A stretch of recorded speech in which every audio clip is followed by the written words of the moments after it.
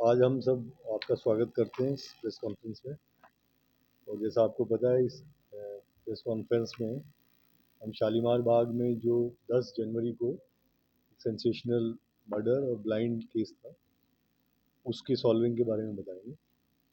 ये केस बहुत ही कहते हैं कि आजकल सीसीटीवी फुटेज भी है, सब कुछ है, उसके बावजूद ये एक्चुअल में बहुत ही कठिन केस था, क्योंकि इसमें जो तार जोड़े गए वो बहुत दूर दूर से तार जोड़े गए और क्रिमिनल्स ने पूरी सावधानी बरती थी कि कहीं पे कोई सुराग ना बचे।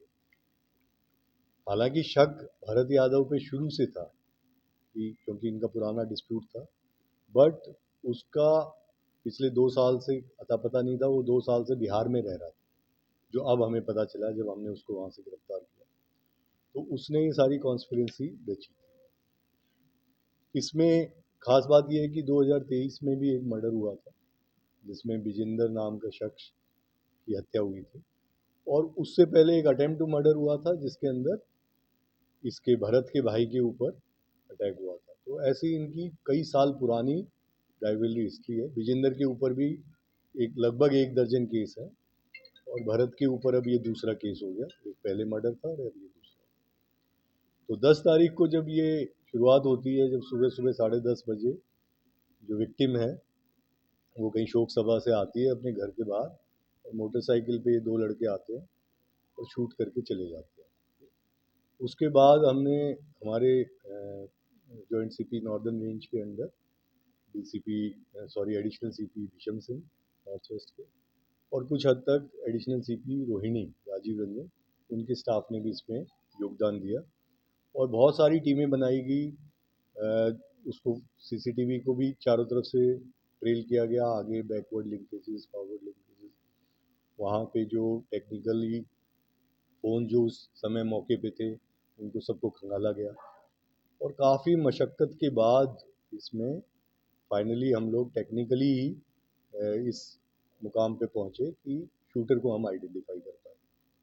शूटर ने तब से अपने फ़ोन वोन सब ऑफ कर रखे थे, और ये हमें ज़रूर पता चल गया कि हरियाणा पानीपत से गांव से है, बट उसका लोकेशन फाइंड आउट करने में फिर समय लगा, क्योंकि इसने उसको वहाँ बिहार में बुला लिया था। और कल जब फाइनली हमारी जो टीम्स थी नॉर्थ वेस्ट स्पेशल स्टाफ की, वो जब गई तो पहले भागलपुर पोजीशन थी, फिर कटिहार में जाके फाइनली जंगल में एक हट से इनको पकड़ा गया। और उस जंगल में काफ़ी मशक्क़त करनी पड़ी।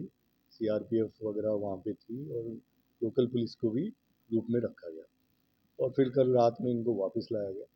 और जब इनका इंट्रोगेशन हुआ है तो उसमें यही बात सामने आ रही है कि भरत यादव, हालांकि उसके साथी सारे अभी भी जेल में हैं, लेकिन ये प्रोक्लेम्ड ऑफेंडर है, ये पकड़ा नहीं गया था। तो इसने ही साजिश रची थी कि जो मेन उसकी वाइफ जो उसकी पैरवी कर रही थी, अगर वो रास्ते से हटे तो केस में कुछ रिलीफ मिल सकता है। तो इसने, और इसमें जो लड़के इसने जुटाए वो दूर दूर के लड़के हैं। मतलब एक वहाँ पे हरियाणा में कोई फार्म है, कोई किसान है, मशरूम फार्मिंग करता है, उसके मार्फत जो मेन शूटर है निखिल के तक गया।